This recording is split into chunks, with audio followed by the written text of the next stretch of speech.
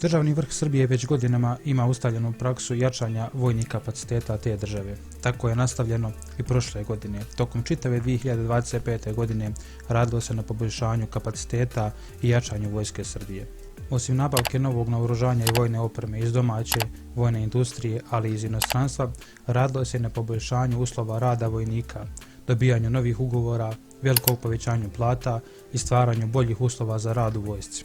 Sva dodatna ulaganja i nove plate pratile su i izgradnja novih i obnavljanje starih kasarnih i drugih vojnih objekata koji se pripremaju za obavezno služenje vojnog roka, koje bi trebalo da bude ili krajem 2026. ili tokom 2027. godine. Tokom prethodne godine potpisano je mnogo vojnih ugovora i sporazuma sa raznim državama, kako iz regije, tako i iz inostranstva. Međutim, to nije toliko zanimljivo javnosti dok to naoružanje ne dođe u Srbiju. Tako ćemo se u ovome klipu posvetiti prije svega naoružanju koje je došlo u 2025. godini i koje se do sada nalazi u jedinicama Vojske Srbije. Jačanje jedinica Vojske Srbije ide u gotovo svim smjerovima. Od svih rodova i vidova vojske napravljen je veliki pomak. Naravno, najviše naoružanja i vojne opreme se kupuje u najskuplje dijelove vojske, a to su ratno vazduhoplovstvo i protivvazduhoplovna odbrana, kao i kompletna kopnena vojska. Pa da krenemo od kopnene vojske, gdje je tokom 2025. godine načinjen veliki pomak u opremanju, modernizaciji i nabavci nove tehnike. Opšte je poznato da Srbija posjeduje veliki broj tenkova naslijeđenih iz bivše Jugoslavije koje trenutno modernizuje svojim kapacitetima. Tako je tokom 2025. godine Srbija uspjela da modernizuje 3 potpune serije tenkova M84 na nivo M84 AS i AS-1-2. Modernizovani tenkovi su isporučeni u jedinice Vojske Srbije, iste smo mogli da vidimo i tokom vojne parade u Beogradu. Do sada je otprilike modernizovano nekih 30-35 tenkova, barem ono što je mogla javnost da vidi. Tenkovi će nastaviti da se modernizuju na nivu AS-3 kada dobijaju aktivni sistem zaštite izraelske proizvodnje. Pored tenkova najbrojnije oklopno vozilo u Vojsci Srbije jeste borbeno vozilo pješadije, BVP M80, koje također Srbija modernizuje svojim snagama. Do sada je modernizovano oko 30-35 vozila i isporučeni su jedinicama Vojske Srbije u verzijama AB i AB1. Nastavilo se sa proizvodnjom oklopnih transportera i borbenih vozila. Prije svega u prvom planu je oklopni transporter M16 Miloš, koji je nastavio da se proizvodi u domaćim fabrikama i isporučeno je tokom 2025. godine 3 serije ovih vozila koji su otišli u specijalne jedinice Vojske Srbije, ali i druge jedinice. U protekloj godini Vojska Srbije nabavljene oklopnjake iz Mađarske BTR-80 djelimično modernizovala, tako da su modernizovana vozila ušla u upotrebu Vojske Srbije. Taj proces se nastavlja i sljedeće godine gdje se planira da sva nabavljena vozila iz Mađarske budu modernizovana i dovedena na odgovarajući nivo. Osim Miloša, tokom 2025. godine u jedinice Vojske Srbije isporučeno i oklopno vozilo Lazar 3 u verziji oklopnog transportera, kao i oklopno vozilo Lazar 3M u verziji borbenog vozila pješadije. Domaća vojna industrija stvarno ima širok spektar oklopnih vozila koje proizvodi, tako nećemo sve pojedinačno ponavljati u ovome klipu. Ono što je bitno jeste da tokom 2025. godine gotovo sva vozila oklopna koje se modernizuju ili se nanovo proizvode u Srbiji isporučene su jedinice Vojske Srbije u 1, 2, 3 ili više serija, zavisnosti od potreba i od kapaciteta fabrika. Pored oklopnjaka nastavljena je i široka isporuka terenskih vozila domaće proizvodnje, prije svega misleći na zastavljen program NTV vozila koji su isporučene kako vojsci tako i MUP-u. Do sada nije poznato koliko je serije isporučeno, ono što se moglo vidjeti na ulicama Beograda i drugih gradova jeste da je proizvodnja ušla u širok mah i da se proizvodi velikim kapacitetima. Srbija je poznata po jako dobrim artiljercima, tako i 2025. godina nije izostala u opremanju artiljerijskih jedinica. Naime, tokom prošle godine u jedinice Vojske Srbije pristigla je nova količina samohodnih haubica Nora B-52 u 2 verzije. Osim Nore, nastavljena je modernizacija dobro poznate sovjetske haubice Gvozdika kalibru 122 mm, gdje se radi detaljna modernizacija haubice i taj posao je pri kraju. Pored haubica, veoma poznati VBR-ovi oganj u Vojsci Srbije nastavili su da se modernizuju. To je poznata modernizacija, tako reći digitalizacija, gdje se sam sistem digitalizuje i uprošćava se njegov rad, a dobili su i nove rakete većeg dometa, tako da ovaj dobija potpuno novu dimenziju upotrebe u jedinicama vojske Srbije.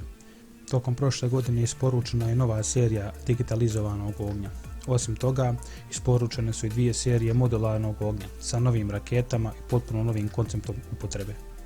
Pored dalje upotrebe i modernizacije drugih starih sovjetskih i srpskih sistema, došlo je i do nabavke novog kapitalnog sistema za artiljerijske jedinice vojske Srbije. U pitanju je izraelski sistem dugog dometa Puls sa raketama dometa do 300 km.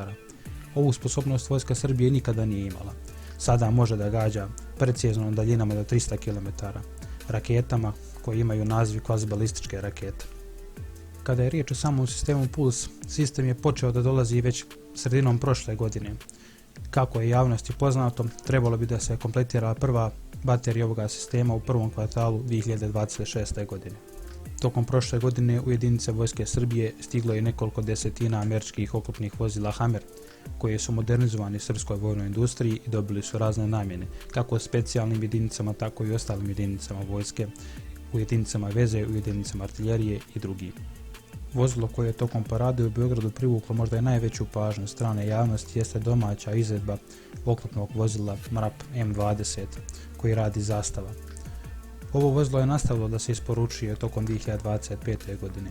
Kako saznajemo, isporučeno su 2 nove serije u jedinice vojske Srbije. Također, ovo vozilo nastavlja da se modernizuje. Tako tokom upotrebe vojska je uočila određene nedostatke i iste se nadoknađuju u novim verzijama. Kopnena vojska je širok sistem, tako da ćemo vjerojatno zaboraviti neki od sistema koji su pridošli u vojsku Srbije ili koji su možda malo manje atraktivni pa nisu zanimljivi javnosti. Svakako, ta opremanje se nastavlja i tokom sljedeće godine. Kopnena vojska predstavlja jedno najjačih snaga vojske Srbije i nastavlja sa opremanjima. Prije svega se akcent nastavlja na domaću vojnu industriju, modernizaciju starih vozila i proizvodnju novih vozila. Pored kopnene vojske, najskuplji dio za održavanje, ali i opremanje jeste ratno vazduhoplovstvo i protivvazduhoplovna odbrana, gdje je tokom 2025. godine načinjen veliki iskorak u opremanju, ali i u obučavanju novih pripadnika na savremenim sistemima koji su međuvremeno nabavljeni. 25. godina je bila prije svega godina ispunjavanja ugovora iz prethodnog perioda.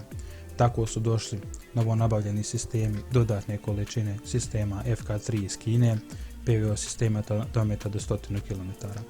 Osim FK3 iz Kine je došao i HQ-17AE, sistem kratkog dometa.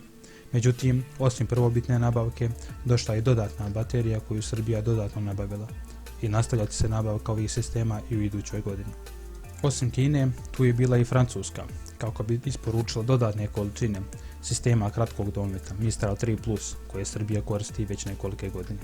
Osim nabavki iz inostranstva, tokom 25. godine u jedinice vojske Srbije došlo je do isporuke 2 serije domaćeg hibridnog sistema PVO Pasar 16 sa raketama i Mistralima i domaćim iglama i šilema. Osim Pasarsa nastavljena je modernizacija starih sovjetskih sistema Igla, Šilo i Strela koji se redovno modernizuju u kapacitetima vojne industrije Srbije i vraćaju se u upotrebu. Nastavljena je praksa i prošle godine sa istim sistemima. Domaća vojna industrija je modernizovala više stotina raketa i isporučila ih u jedinice vojske Srbije. Pored PVO sistema, koji predstavljaju jako skupu komponentu nabavke, došli su i novo nabavljeni radari iz Francuske, GM200, GM400, ali i drugi koji su u kompletu isporučeni vojsci Srbije. Sada Srbija posjeduje savremene, možda i najsavremenije radare toga tipa na svijetu i pokriva širok spektar vazdušnog prostora daleko van granica države Srbije. Kada je riječ o helikopterskoj komponenti, tokom 25. godine nije došlo do velikih nabavki, već je došlo do ispunjenja ugovora iz prethodnih godina kada je došlo 5 helikoptera H-145M novije verzije u ratno vazduhoplovstvo. Osim tih pridošlih njemačkih helikoptera, došlo je i do stavljanja u resurse gotovo svih nabavljenih kiparskih helikoptera Mi-35P koji su remontovani, modernizovani i stavljani u resurse. Pa sada Srbija može da djeluje sa ukupno 14 i više od 14 helikoptera toga tipa, zajedno sa ruskim helikopterima Mi-35M. Kada je riječ o starim avionima Orao, koji su i dalje u upotrebi vojsce Srbije, njihova modernizacija nije prekinuta. Nastavljena je tokom 25. godine i radi se na modernizaciji svih aviona koji su u letnom stanju. Od tog programa se nije odustalo, nastavit će se modernizovati, iako ta modernizacija traje, moramo priznati, već duže vrijeme. Jako bitan segment kada je u pitanju ratno vazduhoplovstvo jeste i nabavka novih aviona. Tako i tokom 25. godine Francuskoj je isplaćeno 2 rate za nabavku novih Rafala koji bi trebali da stignu početkom 2028. godine i da dolaze u godinama poslije toga. Poznato je da savremeno ratište ne može bez dronova. To zna i Srbija. Tako je u 25. godini potpisalo nove ugovore za nabavku dronova, ali došlo je do isporuke novo nabavljenih dronova koji promjenjuju način ratovanja i način djelovanja jedinica vojske Srbije. Nabavljeni su mnogi dronovi, kako civilne, tako i vojne upotrebe. Najzvučnije ime i najkvalitetniji, najobilniji sistem koji je nabavljen prošle godine jeste izraelski dron Hermes 900, koji je nabavljen da zajedno dejstvuje sa sistemom Puls dometa do 300 km. Osim izraelskog Hermesa, Srbija je nabavila dronove Shadow 25 i Shadow 50 iz Ujedinjenih Arapskih Emirata. Ovi dronovi su nova dimenzija ratovanja, ono što Srbija do sada nikad nije imala, i nastavit će sa nabavkom ovih dronova. Do sada u jedinice vojske Srbije isporučena prva serija nabavke, nastavit će se i u godinama koje dolaze. Pomenuti dronovi iz Emirata spadaju u dronove Kamikaze, koji imaju domet čak i do 300 km. Osim tih dronova iz Emirata, tokom prošle godine stigli su i novi dronovi, quadcopteri iz Emirata, kao i dronovi SM-1, SM-2 i SM-1+, i SM-2+, također iz Emirata, dronovi Kamikaze većeg dometa. Osim inostranih dronova, nastavljena je proizvodnja novih domaćih dronova, prije svega malih dronova, FPV dronova iz porodice Komarac u 3 verzije. Naime, Srbija je ove dronove proizvela u velikom broju. Kako je javnosti saopšteno, tokom 26. godine iće se na brojku od 10.000 dronova, a sada je ta brojka viša od 5.000 dronova u jedinicama vojske Srbije, kada je u pitanju ovaj tip dronova. Osim toga, u jedinice vojske Srbije nastavljeno je sa isporukom domaćih dronova izviđačke verzije Vrabac i napadačke verzije Vrabac H, kao i dronova Pegaz i drugih. Naravno, ne smijemo da zaboravimo i domaće dronove Kamikaze Osica, koji se uveliko nalaze u serijskoj proizvodnji i nalaze se u jedinicama vojske Srbije, kao i dronove Kamikaze Gavran, znatno ozbiljnije dometa i ozbiljnijih karakteristika koji su ušli u serijsku proizvodnju tokom prošle godine. Nabavke dronova u Srbiji jako teško ispratiti. Srbija to kupuje gotovo na dnevnom nivou, od malih komercijalnih dronova do vojnih dronova. Ono što javnost se predstavi jesu kapitalne nabavke. Došlo je do manjih nabavki komercijalnih dronova za jedinice vojske Srbije, prije svega specijalne izviđačke jedinice gdje je nabavljeno više stotina dronova poznatog proizvođača koji koriste za izviđanje. Osim toga, nabavljeni su neki drugi dronovi koji još uvijek javnosti nisu prikazani, a radi se o izviđačkim dronovima. Svakako prošlu godinu, pored Izraela i nabavke iz Izraela raketnih sistema i dronova, i pored Kine koja je isporučila sisteme PVO, naravno tu i Francuska, ne možemo zaboraviti Rusiju, koja je usled teških okolnosti Srbiji isporučila sisteme koje je davno nabavila. Radi se o sistemima elektronskog djelovanja. Jedinice za protivelektronska dejstva u vojsci Srbije mogu da budu ponosne, jer posjeduju vjerovatno jedno od najboljih sistema ovoga tipa na svijetu. To su ruski sistemi, Krasuha 4, Krasuha 2, Repelent, ali i neki drugi koji su došli iz Rusije i čine kompletan sistem elektronskog djelovanja Srbije. Pored ruskih sistema koji su svakako dovoljno poznati javnosti i dokazani u ratu, Srbija je tokom prošle godine proizvela i u jedinice već uvela domaće sisteme elektronskog djelovanja. Neki od domaćih sistema protiv elektronske zaštite se već nalaze u jedinicama vojske Srbije. Na paradi smo mogli da vidimo upravo te sisteme montirane na domaćim vozilima NTV zastava. Osim već poznatih i popularnih jedinica u javnosti koje se često pominju, tokom prošle godine došlo je do opremanja jedinica veze, kao i rečne flotile koji su dobile modernizovane brodove. I ostale jedinice su dobile neku novu tehniku koja nije toliko javnosti poznata. Sve u svemu, tokom prošle godine Srbija je nabavila veliki broj vojne tehnike. Tako će nastaviti u buduće. Već su veliko potpisani novi ugovori u vrijednosti od nekoliko milijardi dolara za nabavku novog naoružanja i vojne opreme. Trebamo napomenuti da je Srbija krenula i proizvodnju domaćih raketa Alas. Serijska proizvodnja tih raketa je uveliko u toku, ali i nekih drugih raketa koji imaju znatno veće domete. To ćemo sve da vidimo u narednom periodu.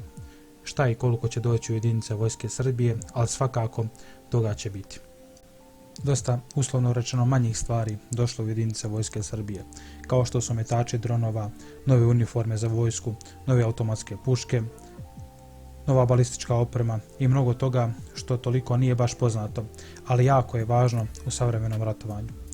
Nastavit će se i dalje sa opremanjem. Nabavljat će se novo naoružanje iz inostranstva, nastavit će se sa opremanjem iz domaće industrije. Svakako, dokaz tome jeste novi ugovori. Srbija ne planira da stane sa opremanjem. Naprotiv, novi ugovori dovoljno govore o tome koliko se ozbiljno sprema opremanje vojske Srbije. Jeste da u narednih 2 do 3 godine Srbija planira da potroši na opremanje vojske Srbije nekoliko milijardi eura.